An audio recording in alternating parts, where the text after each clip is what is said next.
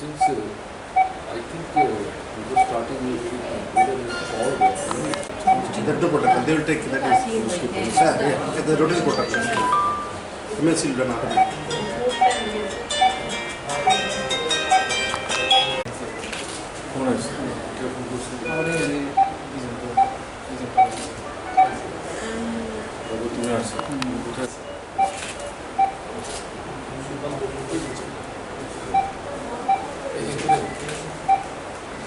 তুমি জানলা কখন?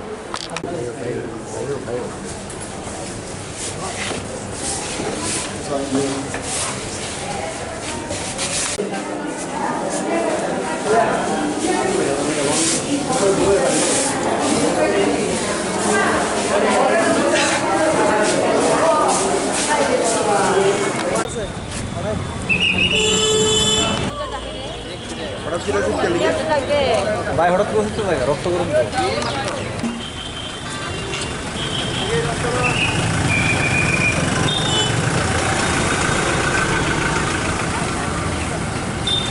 তো উপজাতি অংশের মানুষ, দুইজন সিকিউরিটি স্টাফ।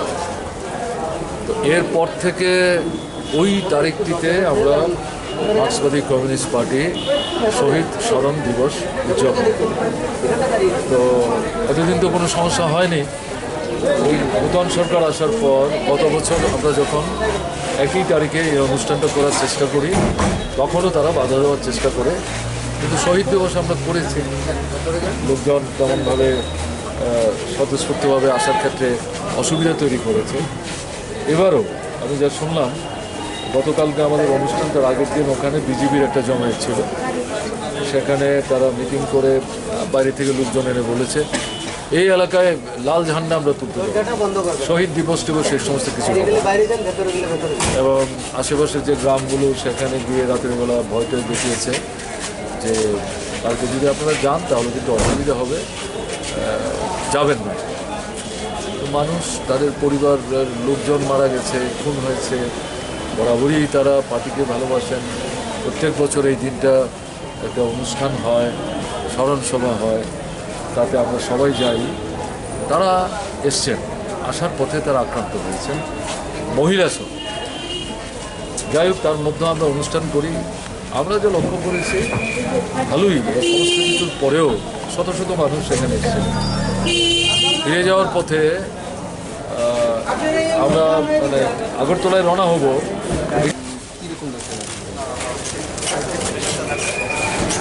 ডাক্তারবাবু যিনি ডক্টর রেড্ডি, উনি তো বাইরে থেকে এসছেন, আমাদের এই হাসপাতালে কাজ করছেন। আমি শুনেছি উনি খুব ভালো ডাক্তার। অবশ্য আজকেই তার সাথে আমার প্রথম কথা হলো। ওনারা যা বলেছেন যে মাথায় একটা ফ্র্যাকচার আছে, কিন্তু তারা এখনও মনে করছেন না অপারেশন করতে হবে। তারা ভাবছেন যে ওষুধপত্র দিয়েই ব্যাপারটা ঠিকঠাক করতে পারবেন। তো এখন একটা স্ক্যানের জন্য নিয়ে যাচ্ছে, স্ক্যান রিপোর্ট আসতে পরে তারা ফাইনাল ডিসিশন নেবে। একটু সময় লাগবে, বয়স তো আমার তো মনে হয়েছে যে 72-73 তো হবেই, বা তার বেশিও হতে পারে এই বয়স। রোগী বলছে আমাকে বাড়িতে যেতে বলুন, পাঠাতে বলুন। স্বাভাবিক, কেমন তিনি ব্রেড আর্নার, বাড়িতে না গেলে কাজকর্ম করতে পারবেন না, পরিবার চলবে কী করে। কিন্তু এই শরীরে যে কাজ করা সম্ভব না, এটা হয়তো উনি এখনও বুঝে উঠতে পারছেন না। যাই হোক, ওনাকে আমরা অনুরোধ করেছি ডাক্তারবাবুকে যাতে সহযোগিতা করে চিকিৎসা শেষ না হওয়া পর্যন্ত, ডাক্তারবাবু না বলা পর্যন্ত উনি যাতে বাড়িতে যাওয়ার জন্য চাপ সৃষ্টি না করে।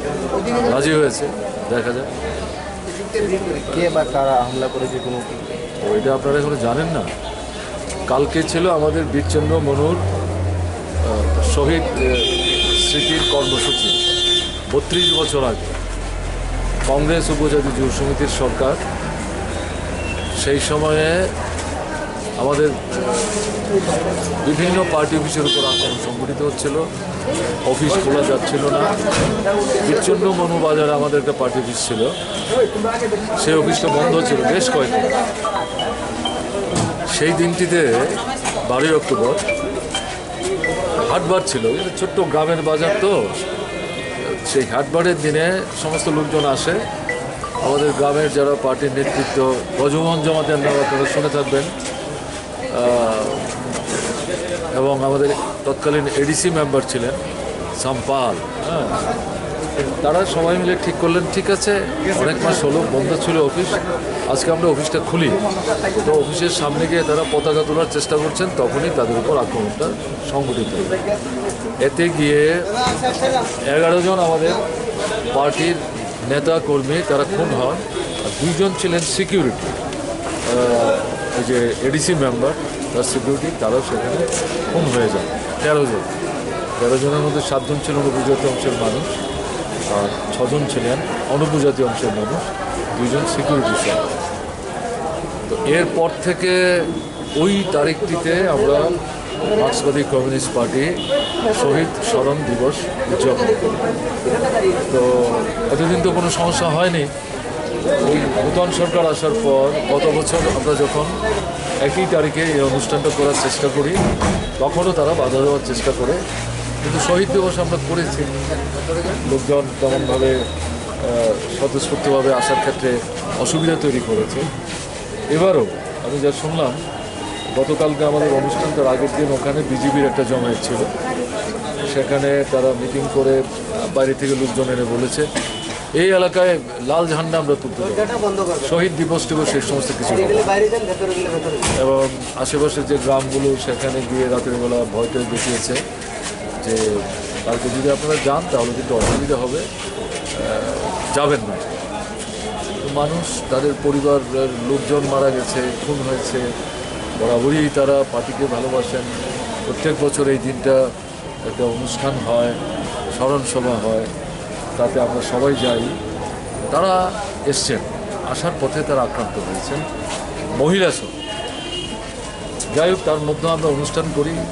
আমরা যে লক্ষ্য করেছি ভালোই, সমস্ত কিছুর পরেও শত শত মানুষ সেখানে এসেছেন। ফিরে যাওয়ার পথে আমরা আগরতলায় রওনা হব।